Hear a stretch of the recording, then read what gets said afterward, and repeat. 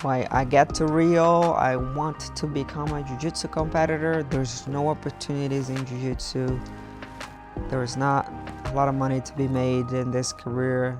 Everybody from jiu-jitsu, the best people that competed in jiu-jitsu were migrating to MMA, and I was there. So I said, okay, I'm gonna go do that too. And I started training boxing. I had zero talent. I remember like people would laugh at me because I had no balance. And I started training wrestling, started joining the MMA sessions, and I had zero talent. But there was two small guys there. They were kids still. They were like probably like 8 or 9 years old. They were able to train with me.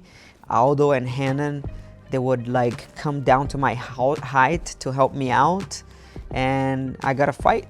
I got offered to go fight in Sao Paulo, and I was gonna go fight a girl that was already a jiu-jitsu black belt, and she also wanted to migrate to MMA. So then I was a blue belt, new in the sport, starting to train MMA. I was afraid. I was like, oh my God, but you know, if I don't face my fears now, nothing will happen. You know, I have to go fight this girl. So I said yes. And I had 2 months to train for this fight. So that was the 2 months I spent training boxing, doing what the guys were doing, training wrestling, training MMA, taking my gi off to train no gi. And I went to Sao Paulo to go fight this girl that is a jiu-jitsu black belt. And I'm not gonna lie, I was very, very afraid. But I trusted my guts and my heart, and I walked out to the fight looking like I was confident, feeling like I was confident. I knew anything could happen, but I was gonna face my fears anyway. And I stepped into the ring. The fight starts. I honestly don't know how I did everything I did, because I threw a couple punches, I took this girl down, and I submitted her in 17 seconds. And oh my God, that was like the best feeling of my life.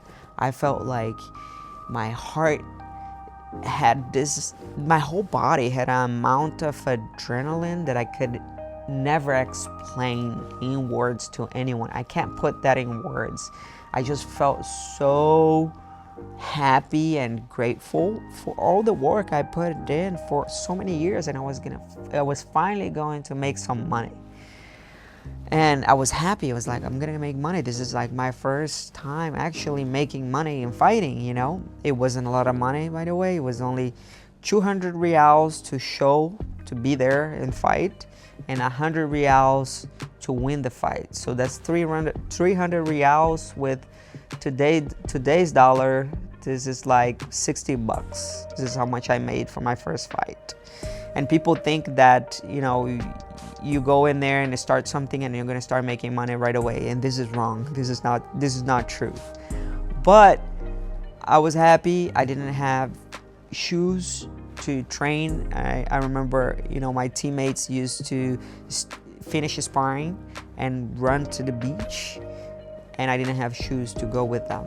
Sometimes I would walk there and run on the sand, but you know, on that fight, I was able to buy shoes to train for my next fight. And I understood right away that I had to invest in myself to be able to keep growing in that sport. So I sold sandwiches on the beach. I sold clothing and supplements to my teammates and to people in other gyms. And I sold clothes in the favela. Would open a suitcase and just have people coming in and buying clothes. But this is the money I used to pay for my fighting career. And then right there, I was like, okay, I think I should start also doing something else, because I really believe in this, but I know it's a matter of like, I know I'm gonna go far, but even when I get very far in this career, I knew was a matter of when, not if. I knew that one day I was going to retire from that athletic career, and I was like, I gotta get ready for that. And you know, in the gym there was one guy, Thales Leites. He also got to the UFC, and he had a degree in physical education. And I talked to him, and I was like, I think this is doable. I think I can, get to the highest level in fighting, and also go to college, because, one or the other will work out. So I got a scholarship in this university by the gym. I went there and I asked them to help me out, and I said, hey, I'm gonna put your name on my clothes when I fight, and really want to go, and I really want to do this. I really want to go to law school. Can you guys help me out? And they did. They gave me a scholarship to go to law school in that university, and I would wake up every day at 5 a.m., walk all the way downstairs in the favela and go to school first, and then I would finish school at 1 p.m. So it was from 7 a.m. to 1 p.m. And from there, I would walk from university to the gym and spend the whole day in the gym. Sometimes I would do 5 training sessions. Sometimes I would do more. But I really grinded a lot in my 20s. Like, I gave everything I could in my 20s. And I'm very proud of that today. But this was the moment of my life where I worked the most and I gave it all. And then after my first fight, I got an opportunity to fight again. And to fight again, I remember when I did my 4th fight, I got paid 3,000 reals. That was more money. And then, that's about maybe $800, no, $600, something like that. And, it was good money in Brazil back then. It was okay money to survive a couple months, so just so I could get another fight. And I started growing from that, meeting the right people, building the right relationships, being around the right athletes, sleeping well, making sure I was treating my body as a temple, always learning, always evolving, studying, going into university, doing the right things, always doing the right things. I always went back to this thought, what's the right thing to do, and I was always doing the right thing.